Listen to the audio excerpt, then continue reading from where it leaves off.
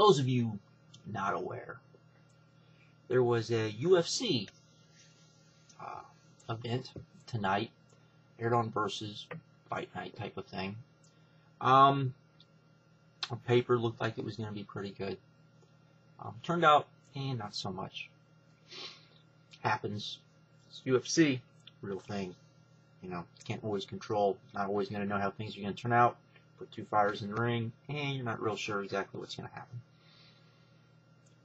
Wasn't all that great. And yet still, if you told me I had to watch one or the other again, I would watch that event over Destination X. And yeah. So, before I get started, if you don't want to hear a critique of Destination X, turn this off. If you don't want to hear a rant, possibly, against TNA, turn this off.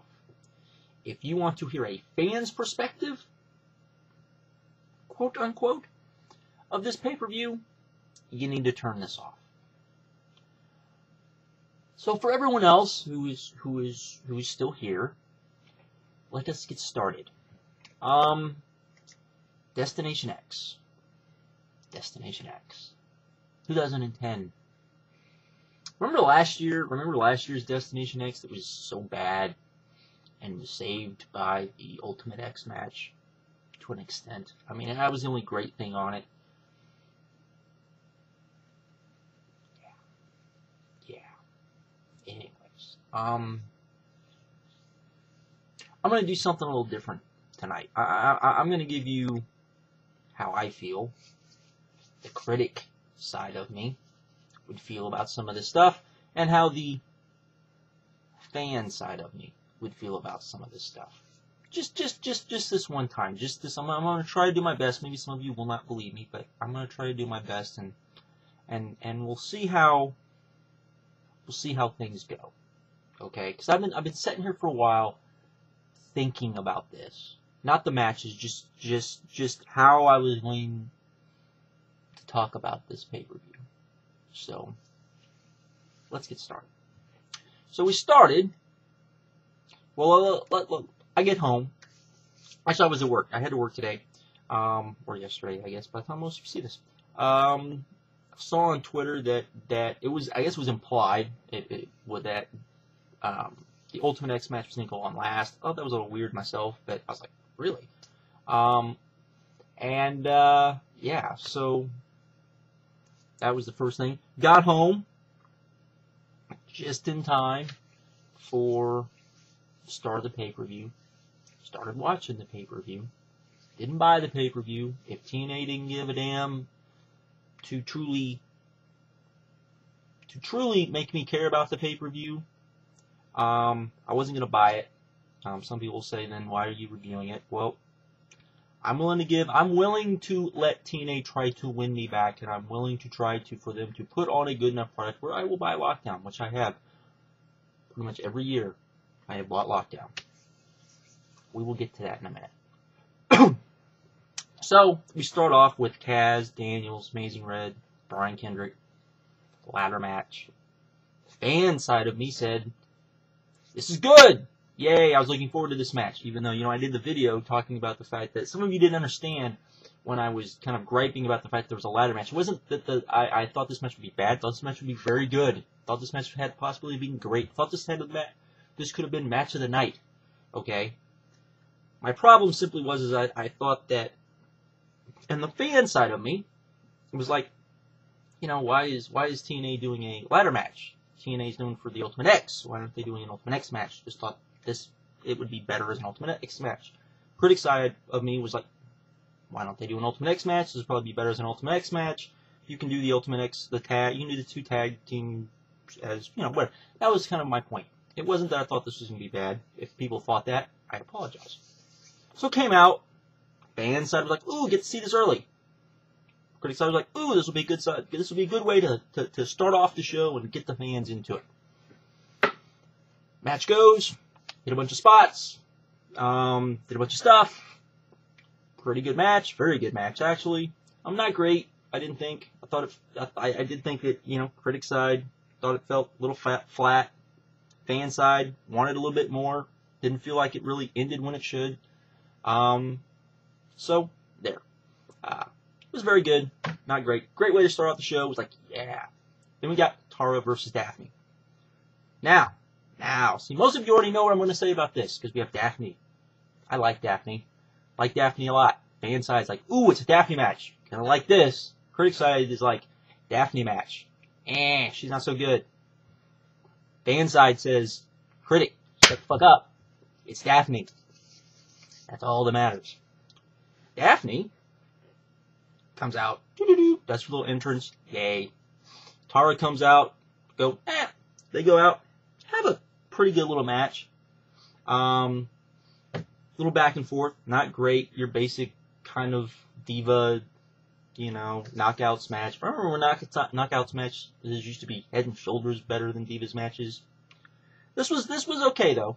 Ending kind of came out of, nowhere. It was kind of just, figured, okay, end of this feud. That's fine. No, Daffney steals the tarantula, makes a funky face, licks the cage, kind of goofy, and apparently the tarantula is more important than the title. I don't get it. Hey, whatever. Anyways, then Big Rob Terry and his global championship taking on Magnus. Not Brutus Magnus, now he will simply be known as Magnus. Magnus comes out, Rob Terry comes out, they have a match, it's a squash. Fan side's like, why are they pushing Rob Terry like this? He's boring. Critic side is like, why are they pushing Rob Terry like this? The fans don't give a shit about him. And any time that the WWE gets rid of you and you look like Rob Terry, that's not a good thing. A dud. Not very good. It was kind of like, wow, why was that on pay-per-view? Next match, which was the Ultimate X match between the Motor City Machine Guns and the Generation Me, or Young Bucks, as you wish. This was an awesome match. This was great. This was a lot of fun. The X was a little lower than usual. Not that that's a bad thing. Probably a little safer than, some of the stuff we've seen. Did a lot of crazy spots. Did a lot of crazy things. I enjoyed it. Was into the match. Had a lot of fun. Was like, wow, that was great. Yay. I was thinking, wow, maybe this pay-per-view will be pretty good. We haven't really gotten anything funky going on. I mean, we had the Rob Terry stuff, but, kind of saw that coming. The rest of these matches should be okay to good. Maybe not the Scott Hall stuff. And the whole band thing, maybe that won't be all that great. But the rest of it should be passable. This pay-per-view might actually be really great. Maybe they're gonna have some momentum leading up into lockdown. Maybe they'll have a lot of buzz about TNA on the internet from this pay-per-view. For Impact. Maybe all of that. At this moment, after this, the pay-per-view went bye-bye, you suck, later. Let's get going, shall we? Okay, we had Kevin Nash, Eric Young taking on Scott Hall and Sean Waltman. Scott Hall, Sean Waltman win, blah. Went out, they get their contracts, go out, have a match. Eric Young's in the ring. We get to the end. Sean Waltman's looking for something. We don't know what. He's looking for something. Can't find it. There's a big, long delay. The ref is trying to keep Kevin Nash out of the ring. This, that, and the other. They finally find this spray paint. They spray Eric Young in the face. Wow. That was cool. Eric Young kind of fights them off. Finally, he gets to the ring. Tags in Kevin Nash. Kevin Nash gets in, and lo and behold, we get a swerve. Kevin Nash turns on Eric Young. Eric Young gets pinned in the middle of the ring. And it's 1997 all the fuck over again. I don't give a fuck. Critic doesn't give a fuck. Fan doesn't give a fuck. It's like, what the fuck? What, why did I,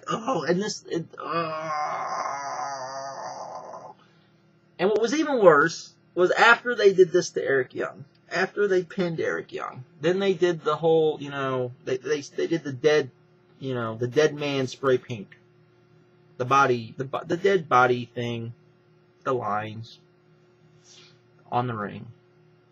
Eric Young left, and we were stuck with this thing in the middle of the ring to remind us of this match. Fan was like, I don't want to be reminded of this match. Critic was like, what the fuck is this thing doing in the middle of the ring? Either A, someone better be being bitched out in the backstage for thinking this was a smart idea, or B, someone's just a dumb fuck for thinking this was a brilliant idea.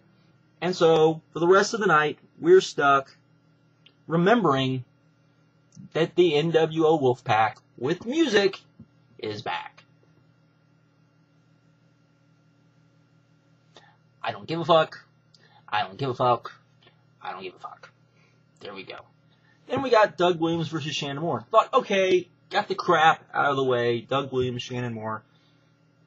They went out, had an okay match. Shannon Moore is not that great. His best days are definitely behind him. Doug Williams was out there, tried to do his best. The fans didn't care. I didn't really care. You know, especially after, you know, the ladder match. And Cavs won, by the way, which made no sense to fan or critic. Particularly since, you know, we won't get into that. Match was okay, blah. You know, and the match before it was just so mind-numbing, and you had to sit there and you had to see the body lines, and it's just like, what the fuck? Anyways. Next match, Matt Morgan and Hernandez versus Beer Money. Fan goes, this probably won't go too long because we know Matt Morgan and Hernandez are probably going to have some sort of breakup, and it's going to lead to a feud. And Beer Money will probably win. Yay, Beer Money. Critic goes, this match shouldn't go too long. Beer Money should go over. This will lead to the Hernandez-Matt Morgan feud. Surely they won't drag this out too long. There's no reason to do that. Oh yes, they dragged this out far too long. This went on and on and on and on and on. And then Matt Morgan and Hernandez win. And then they tease, then they do the breakup. So basically now your tag team champions hate each other. Beer Money, who's your hottest tag team without doubt, is now, who you kind of turned kind of heel for some reason, are now no champions. And now we're going to, I guess, get Matt Morgan and Hernandez versus the Guns, I guess. I don't know. I'd much rather have Beer Money versus the Guns myself. I think both fan and critic would like that. This made no sense. Went on far too long. Then we had critic. Then we had Kurt Angle versus Mr. Anderson. Critic! Why am I watching this match? This feud ended 2 weeks ago. Fan, wow, I'm still watching this match. I really don't care about this match because, you know, didn't Kurt already get his revenge? Okay? Match was pretty good. Went out there, they had a pretty good match. They did kind of, they went out there and they, you know, Kurt got his revenge on Mr. Anderson, cut Mr. Anderson open. He was bleeding all over the place. Finally made him submit. Was like, okay, finally, he got his complete revenge. This is over now. We don't have to worry about this feud. It just will not end. Oh no, Mr. Anderson gets on the mic. Apparently the feud is not over. Wah. Okay. Still, good match. Then we come to the main event. I'm thinking, AJ, Abyss, they've had good matches before. They can probably have a pretty good match again. You know, maybe it'll have a screwy finish. Maybe we didn't have any screwy finishes on the front part, but then we had all sorts of screwy finishes at the end. So I'm thinking maybe this won't have a screwy finish somehow. I don't know. Or maybe just a very slightly screwy finish. I don't know. Match starts. Abyss and AJ. By the way, Ric Flair, this is the entire pay-per-view. Chelsea, Desmond's chick, is pushing Ric Flair around in a wheelchair the whole time because, of course, Abyss chokeslammed Ric Flair through the ramp. So he's selling the injury that, you know, he got hurt. Match goes. How's it going on? Okay. Da-da-da-da-da-da-da. Rick keeps trying to kind of, looks like he wants to interfere. How's it going along? Okay. They're doing some pretty cool stuff, and then they're telling an okay story. And then it turned into bad, bad comedy. We had guys going through the ring. We had multiple guys going through the ring. We had a Hulk Hogan come out with pepper spray. Okay. Lockdown.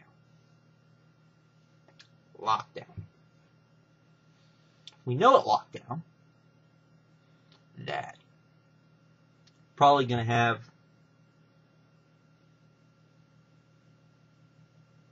lethal lockdown. We know we're going to have Pope, and we know we're going to have Angle. We know that, Abyss and Hogan have been trying to get the revenge on Hogan or Flair and AJ. At no point at this did the heels have an advantage. The heels were all made to look stupid, including Desmond, who came out. You would think, my little opinion here, maybe I'm wrong, that maybe what you'd want to do leading to lethal lockdown is have Abyss look like he's going to beat AJ, have some sort of funky finish. I'm fine with that. Have Desmond come out, they double team. Have Hogan come out. He tries to make the save. He fails. Out comes Pope.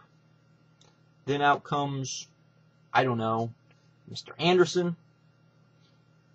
Bigger beatdown. Now Flair's in there. Big old beatdown. Maybe then you bring in RVD. Maybe then you bring in Jeff Hardy, since apparently he got his court date moved back to May, so he's now free to be on TV. You bring out Kurt Angle. You set up AJ. You set up Pope, right?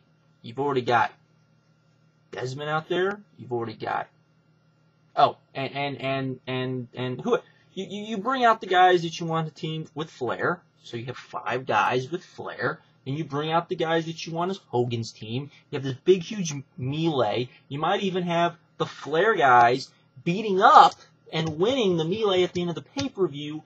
And then when it comes to Impact tomorrow or tonight, you have the faces say, we want you in lethal lockdown. We're going to get our revenge on you finally. This, that, and the other. That's not what we got. Mind-boggling to me.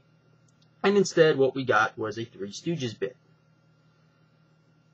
And a bad Three Stooges bit.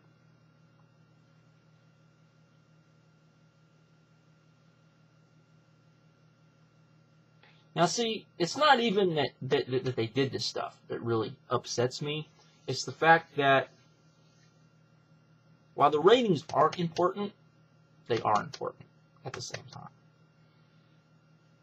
The fact of the matter is they were shown through the ratings both weeks. They had to change the way they did shit. This was their chance to show that, hey, we learned our lesson. Maybe they're waiting till tomorrow. I can hope. I can put my fingers crossed. Because I did say I was going to give this company a chance. I was going to give them to lockdown. It's going to be hard to give them to lockdown. Into this week, I'm going to be in Phoenix. I'm going to see 2 ROH shows. 2 ROH shows that don't even look that great on paper. Not going to lie. They don't look that great on paper. I think both of those shows will be better than this show. I want to see a Dragon Gate show. I will almost goddamn guarantee you that show will be better than this show. I will also be at WrestleMania. I won't even go there. And then, the week after that, I'm going to watch Big Bang. Big Bang, I will almost guarantee you, will be better than this. Yet TNA keeps going on that same road, the same road that apparently people don't want to see. We saw some good X Division stuff. We saw Doug Williams do an awesome promo that probably should have been on Impact, but instead we saw it on on a pay-per-view that maybe 1% of their total audience saw. Ask yourself this. Do you feel good going into tomorrow's Impact? Did this pay-per-view make you feel good about ordering Lockdown? Does it feel like they have any momentum going into Lockdown? Does it? Does it at all? I'm serious, folks. Lockdown, I might be done. I might go, screw this company, because I don't care. I'm getting to the point where I really don't care. Tonight was a perfect example. Tonight, after the Doug Williams Shannon Moore match, I was like, you know what? I could be watching UFC right now. And I didn't. I waited. Watched the Matt Morgan Beer Money match. Really felt like watching UFC after that. But kept watching. Said I've watched this much. Watched Kurt Angle. Watched Mr. Anderson. Said okay, maybe they're gonna maybe the main event will be really good. And it went to shit. And it wasn't even the in-ring action that was bad. It was everything around it. It was WCW 2000. There was okay stuff in them. There was stuff that I liked. But it was the shit surrounding the stuff that really upset me. Upset me so much that I really don't give a shit. It's just like, what did you expect? Why did you even watch this? They didn't care. It's evident they didn't care. They treated this like a 3-hour Impact with all the screw jobs. They, like I said, Lockdown better be damn good. Lockdown better, but by the time they get done with Lockdown, I better feel like, you know what? I want to watch Impact. I want to watch freaking the next pay-per-view, or I'm done, and I'm serious. I won't do any pay-per-view reviews of TNA. I might do some DVD reviews if I get DVDs that I think I'll like.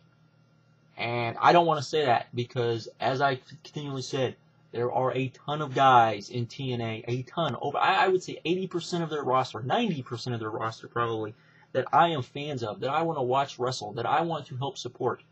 But this company continually makes me feel like, why the fuck should I? So, we'll see. We'll see. And, we'll see. And, anyways, I'm done. That's all. That's it. I'm done.